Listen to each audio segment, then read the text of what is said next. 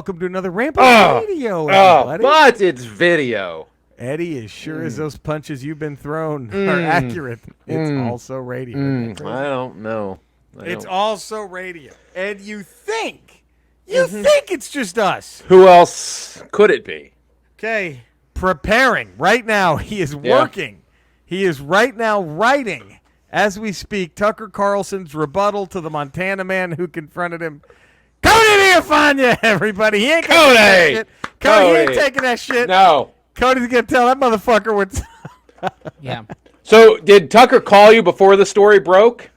Oh, good question. I'm actually just out of frame behind him, so you Oh! can't see me. Oh, you were at the fly fishing shop in Montana. Wow. I heard like 8 people had to restrain Cody from going after that guy for talking look, shit. I knew if it went viral that people were going to talk shit about the guy attacking Tucker Carlson Right. in public. Right. And he was hanging out with his family and friends. Right. And, I just thought, we would get on the other side of this. And clearly, as you saw, like Dinesh D'Souza was like, that man should be arrested. For Right, of course. confronting him. So because the right hates free speech. They don't talk about free speech all the time. They don't want to cancel anybody. No. Yeah. For voicing their views. It's fuck your feelings, but not fuck our feelings. Not fuck our feelings. It's amazing. So, fucking amazing, man. That is. Can we just say that I think this is it's not seeing his beloved Astros win it all good, but this isn't a half bad baseball day for Cody with the Trevor Bauer news and all the Dodgers want him off the team. This is not a bad baseball news day for Cody. Cody's loving this. Hey, I take no joy in what he did because he's a piece of shit. He is a massive piece of shit. But we knew that going in. Yeah, that was known. That was known before you signed him. Yeah, who you were getting. Like at best a troll, and at worst like a guy who bullied women online on Twitter for years. So now let's forget the fact that he's a psycho pile of shit. Is he? Because I don't look. Let's just be honest. Baseball is a sport I give the least of a shit about. Still want my Rangers to do well. I'll still kind of pay attention. Was he good enough for the headache? If let's say they didn't have to doctor, they weren't examining baseballs this year, blah blah blah. Are his numbers worth any of the bullshit you'll get? He's a really good pitcher. He's a reigning Cy Young winner for the National League. Really good pitcher. Wow. I don't know. I don't think he was worth the headache, and I don't know why. I mean, I know why the Dodgers signed him in the offseason, but at the same time, you know what you're taking on. And if you have a good clubhouse and you just won a World Series, I don't know why you'd bring that in. Right, because they didn't need him. They didn't need him. Like he can't hurt to get an arm, but it never hurts to get an arm in baseball. But at the same time, it's like you guys just won the World Series. Right. See, you don't need this shit. When it comes to baseball, I like every time the Rangers go on like a 12-game losing streak, I kind of tune out. So that's been like several times in the past. I'm like, maybe this isn't the year to watch baseball.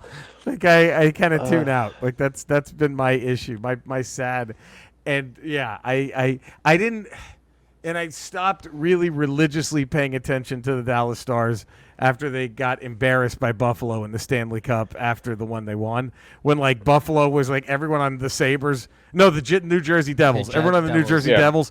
They were like 8 years younger than all the Stars and just skating circles around them. And it was like, okay, all right, this is, but I tell you what, Zeke looking better than ever, brother. Dak's throwing the ball better than ever. He's moving better than you ever did. Good Lord. That's what's happening. Zeke's looking better than ever, baby. Hard Knocks is going to air, and people are going to be like, shit, the Cowboys look good this year. I know. The Cowboys looking good. And then, again, here's my prediction. They start 5-1. They're going to end 11-5. I'm calling it right now. I mean, 5-11. They're going to end 5. They're going to start 5-1, and they're going to lose 10 in a row. That's my... I think they start off slow and then pick it up towards the end of the season. But not enough to get a wild card, or no? I don't know. The division, to me, the two most talented teams would be Dallas, us, baby. It's with us. Dallas and Washington. It's us. I don't think you can count out the Giants. The Giants always seem to play better, play above what they punch above their weight. They punch above their weight. Yeah. They always do. When the Eagles suck, they fucking suck. When Eagles the Eagles are really good, they're really fucking good. Eagles are probably winning 2 games this year. Right. When the maybe Eagles 3. suck, they fucking suck. Yeah, like that. It'll probably be division games. They'll beat one of our teams. Right. But they'll only win like 3 games. Man, I don't know. So what is this the first year they do 17 games? Yeah. So what wins the NFC East? 8 does 8 and 9 get you there? No, I think Dallas and Washington are 2 of the more talented teams, not just in the NFC East, but in the NFC. Yeah. It's going to be the Bucs for sure coming out of that division. The Bucs haven't changed. The Packers now with Rodgers coming back are there. By the way, Cody, I'm so relieved because I was so terrified Rodgers was going to go to Washington and we'd be fucked. If that dude went to Washington, that's it. He's going to be a free agent next year. Yeah, he is. Yeah, he is. That's the biggest thing for Washington right now.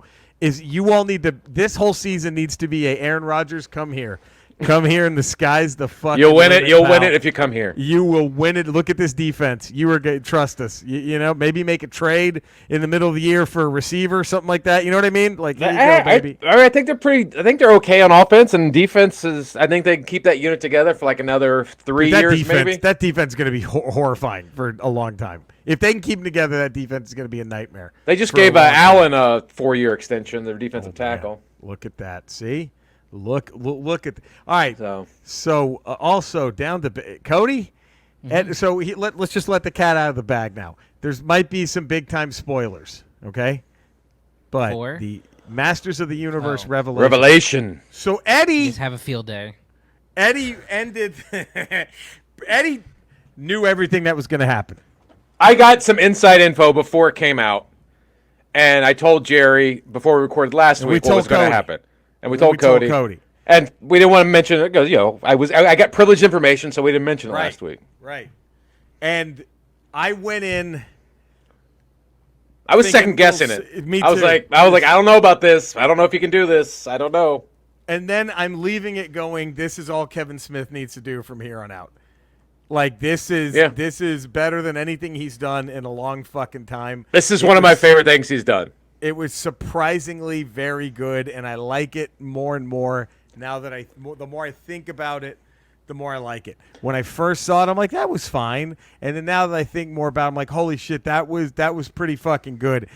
Yeah. To take that IP, that property from the 80s, where every episode was exactly the fucking same. The same thing ever, always. And they took it in a completely different direction, an unexpected direction. Yes. And I thought it worked. I didn't think it was going to work. I didn't think it was going to work. But I think it worked. When I heard the info, I'm like, how can you do that? What are you doing? Yeah. What are you doing? And then I saw a tweet about it, dude, when it first premiered, where a person explained the very ending wrong, and they really made it sound extra stupid. So do we spoil this or not?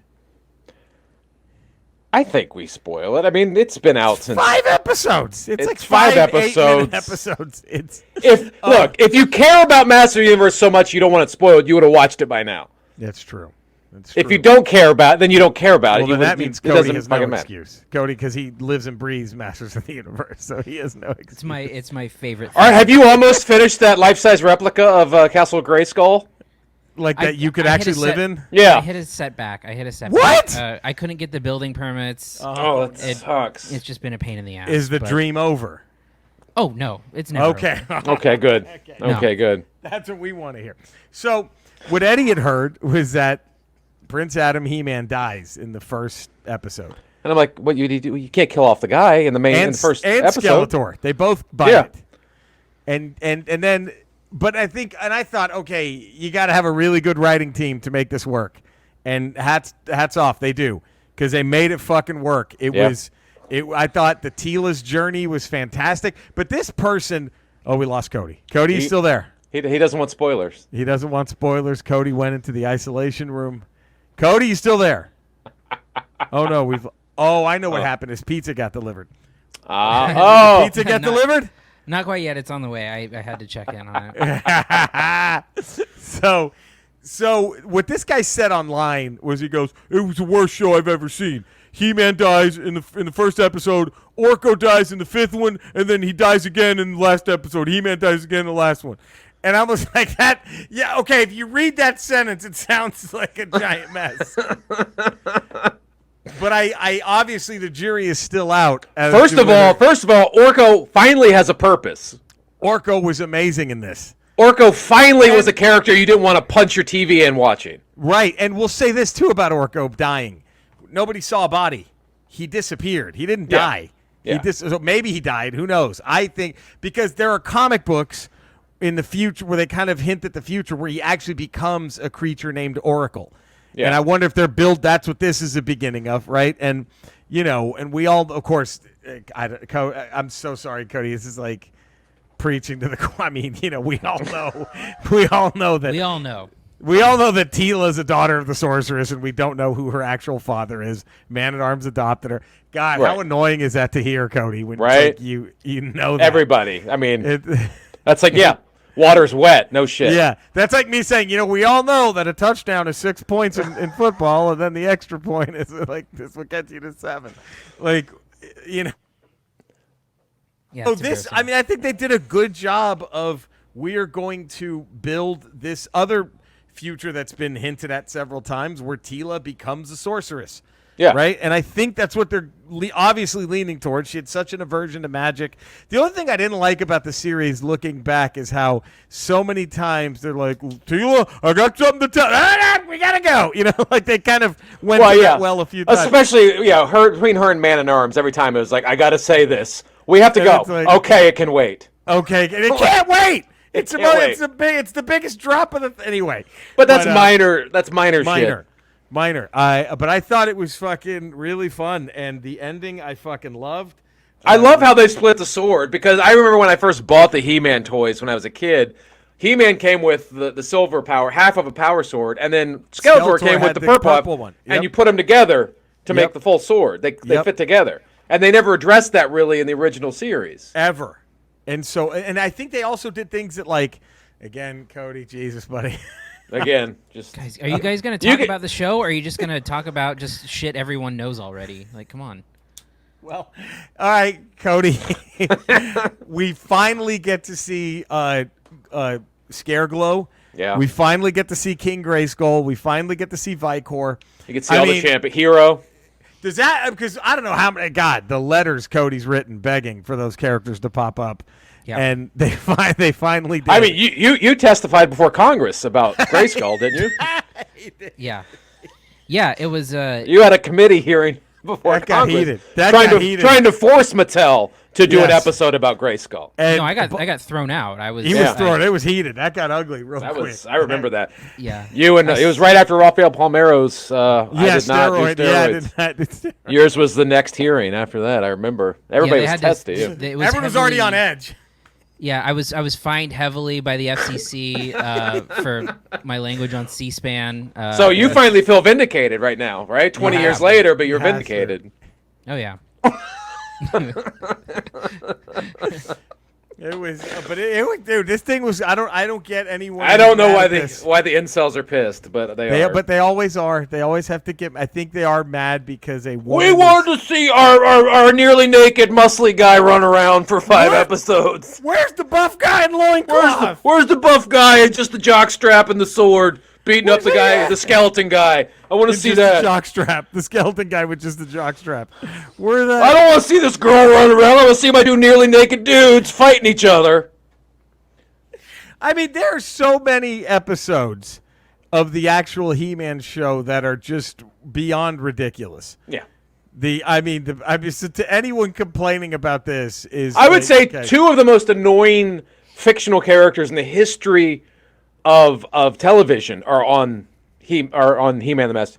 Orko and Cringer are 2 of the most annoying characters ever created. And they both get redeemed in this. Hats off to Kevin Smith for making Orko and Cringer cool. Somehow he did it. Seriously, taking that, still hinting at how annoying they used to be, but taking their characters and giving that full arc where you're like, oh, they serve a purpose.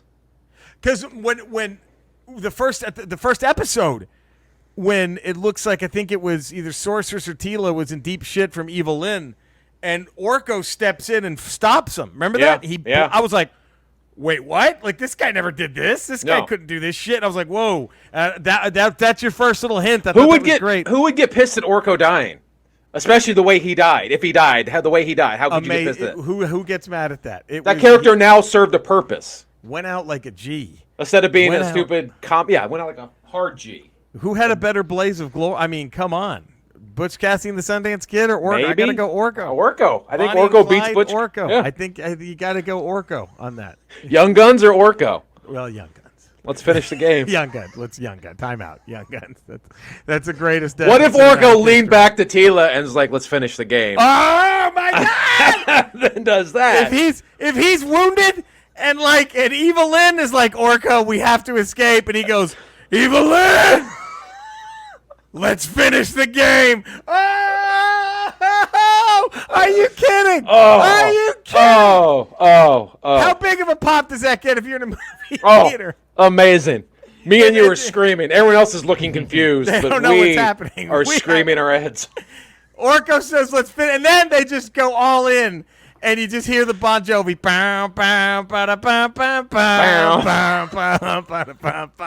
And they play Blaze of Glory as Orko goes. Come on. As Orko is fucking up Scareglow.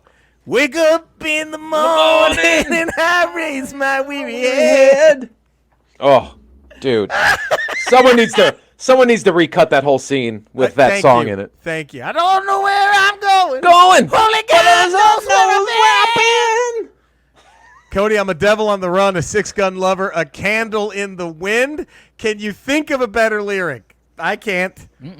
No. Right now, name it. You can't. Right now, name it. I'm the colt in your stable. I'm what Cain was to Abel. To Abel. Come on. He's throwing out biblical references in his cowboy song. Woo! Shot down in a blaze. You think Dylan broke his guitar when he heard that? He was so mad at he probably got mad at Knocking on Heaven's Door. He was like, what is this piece of shit that I wrote when he heard that? You think he just smashed his guitar, Dylan? Yeah, that's probably why he let Guns N' Roses cover it. He's like, fuck it. He's like, anybody fuck can do it. I don't Who care. cares? Gee, it's worthless. But okay. Oh, let's go on a separate tangent here. Yeah. Because Cody could be all in on this one. I'm curious. Did Guns N' Roses improve Knocking on Heaven's Door? Because I don't know if they improved on it or not, but I will say this. I can't listen to Dylan say knock, knock, knocking on heaven's door without me thinking, hi. Like that, I don't know. I mean, that's. I don't know. That's tough. Honey, did Guns N' Roses improve on knocking on heaven's door with their version? She just gave me a dirty look. Wow. Jesus, the ball's on her. The Wow. ball's on her. The fucking ball. Well, you should hear his kid's newest song. That's the dumbest thing I've ever heard in my fucking life. Dylan's, the Wallflowers' new song, Who's That Man in My Garden? Hey, stop. So, No. Whoa. No. Whoa. Down real quick. Wow. did you hear the new Wallflower song? There's two. That's Wow. There's two. Wait. We can't accuse her because her face isn't on camera. It's just a Her knife in face her is hand. on camera. She's not on camera. She gets away. So you get away with it. It could have been Marley or Jack or Lolita holding that knife. So he'd stop it. Honey, I got popcorn thrown at me. He wrote a new song. He had two new songs that he debuted as the Wallflowers. The second one was all right. Yeah. The first one, Album that's out, by the way. a whole album. The first song that he debuted is the dumbest thing I've ever fucking heard in my life. Debuted, by the way. Get your facts straight. We can start tearing up a new one. Wow. But the song is like, "Who's that man hanging around my garden?" And that's Is the she chorus. is she like the manager of the Wallflowers? Right. What's Cody going said, on "What do you here? manage the Wallflowers? Why do you give so much of your shit? What do you care?" Is she a groupie for the Wallflowers? Cody wasn't that blunt about it. I added the "Why do you give that much of your shit? Why do you care?" They're like literally my favorite band. That is her favorite band. Like as a kid, when she was a young adult, late teen, going to concerts, that was her jam. Were the Wallflowers. And I'll give you the fucking one headlight. That's a jam. And then the fucking something, and that's Sixth Avenue Heartache. that's a one. Yeah, I always fuck up that song. Those are jams. Those are fucking jams. Here's where he loses me. Here's where he lost me completely. I was Where? okay with the Wallflowers. Okay. But it was, and look, in all fairness, the Godzilla soundtrack brought down a lot of great artists. But There was a lot of collateral damage with Godzilla. That whole movie, there was so much. Matthew Broderick was collateral damage. that hurt. There was a lot of collateral damage with that movie. But that awful "We Can Be Heroes." Oh God. Where he sounds like someone doing an impersonation of his dad. Doing David Bowie, right? It sounded like an SNL sketch. Like, what if Bob Dylan sang "Heroes" but we can be heroes just for one day? Like, that was so fucking bad. Oh. Oh man, you know what? That was the dumbest thing about that Godzilla movie was like the Knicks were just like a so-so playoff team at that point, but Hank Azaria's character somehow lost his mind that he was. Well, then they just had gone to the or they were getting ready to go to the final. That was when was that? That was 90. When was Godzilla? 99? 98? 99. I think it was 97 or Knicks. Yeah, that's what I'm 99 saying. was Spurs Knicks. Right, And so they were how did still that turn out for the Knicks. Well, you try okay. playing an arena with a bunch of raptor eggs in the bottom in the basement. A giant 8-ton raptor eggs. Yeah, 8-ton raptor eggs. And Raptorzilla eggs. Raptorzilla eggs. And then, I mean, come on. Avery Johnson wiped them away with one shot. There it is. All that Nick shit, all gone by an Avery Johnson clutch jumper. Just boom. Bye-bye. See ya. Wouldn't want to be you. There. All right, so Guns N' Roses, did they improve upon Knocking on Heaven's Door, Cody? Yay, nay? Yay. Wow! Eddie, did they improve? Did they improve it? Did they improve Knocking on Heaven's Door? See, I'm a big fan of the movie Pat Garrett and Billy the Kid. It's a good movie. Where he Dylan has the awkward cameo, too. Yeah, but he did the soundtrack for it. He did, the whole thing.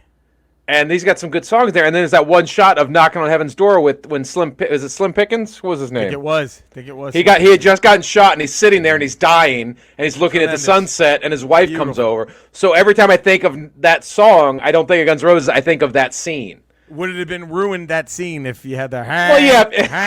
yeah. So I think it would have. So I don't think, as much as I like Guns N' Roses' version, I have a soft spot for Dylan's version. I think I'm right with Eddie on this. Fuck it. We're going to go a step further. We're going to keep it on Use Your Illusion. Did they improve Live and Let Die? Cody. No. No, I don't think Even with the phone call. with the phone call. Does the phone call improve Live and Let Die? It's so stupid.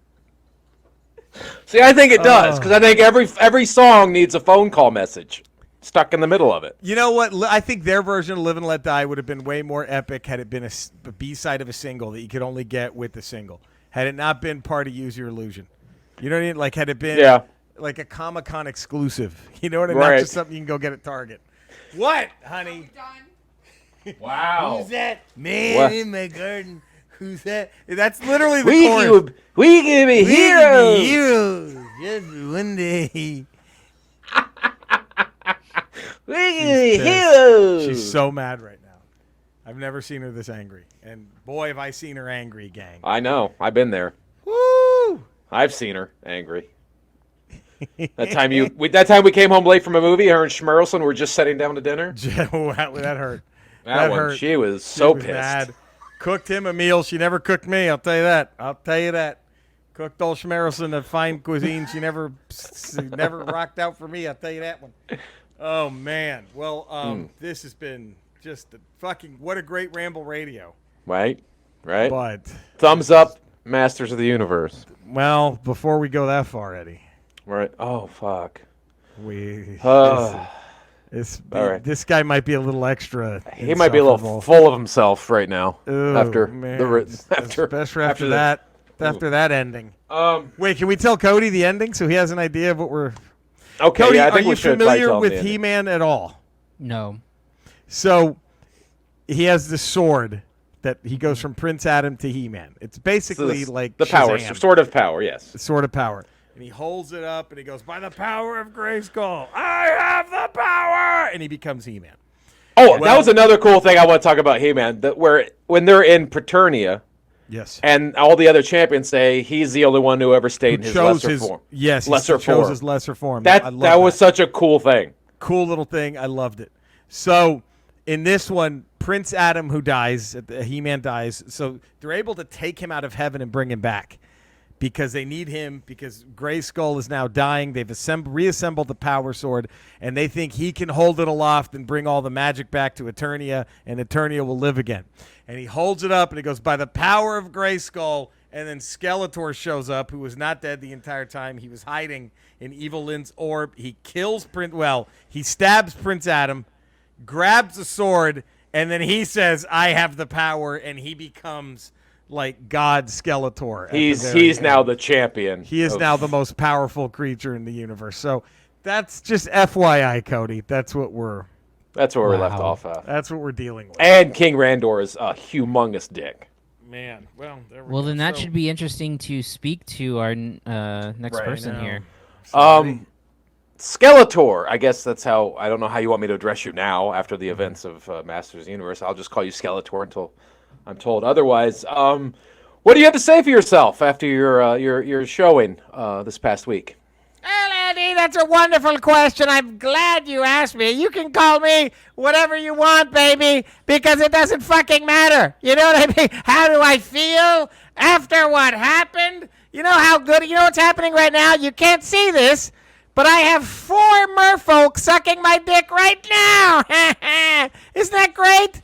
They're just sucking, but I promised them water. It's the only way they're going to go back into the ocean is if they keep sucking my dick. Who's going to say no? Also, Okay. Yeah. I think everyone owes me an apology. Yeah. If I'm not, I mean, because I think we all know now, literally and figuratively, the biggest chode in all of Eternia is He-Man's dead. You do have a point. You do have a point there. He's not wrong. That might have been the biggest revelation of Masters of the Universe revelation. How big of a piece of shit. What a humongous shitbag King Randor is. Well, I guess both of you must have shit in your ears then, because for a little bit now I've been telling you this, and you're saying that was the big I revealed it to you ages ago. Okay, all right. Well, We are wrong. We are sorry. God, You are right. Jesus.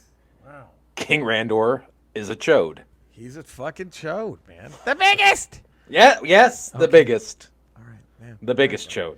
I'm sorry, Cody. Is there a new Purge movie? Is that why you haven't been able to see the fucking show? You're too busy watching some shit. The Conjuring. Is there a new Conjuring movie out that you can't watch my fucking brilliance? See, I knew it. He was just gonna be so fucking full of himself. Wow. Now. I was watching another property, and I would love to hear your thoughts on G.I. Joe because I had to watch Snake Eyes. Oh, okay. Well, I don't know if you heard this. You might have been getting a pizza, but I'm getting my dick sucked by several merfolk right now. And 4 merfolk. 4. I'm sorry, it's 6. A couple had some cousins. Anyway, let me tell you this right now, okay? G.I. Joe. G.I. Joe isn't worthy enough to lick any droplet of jizz I leave that these merfolk didn't catch.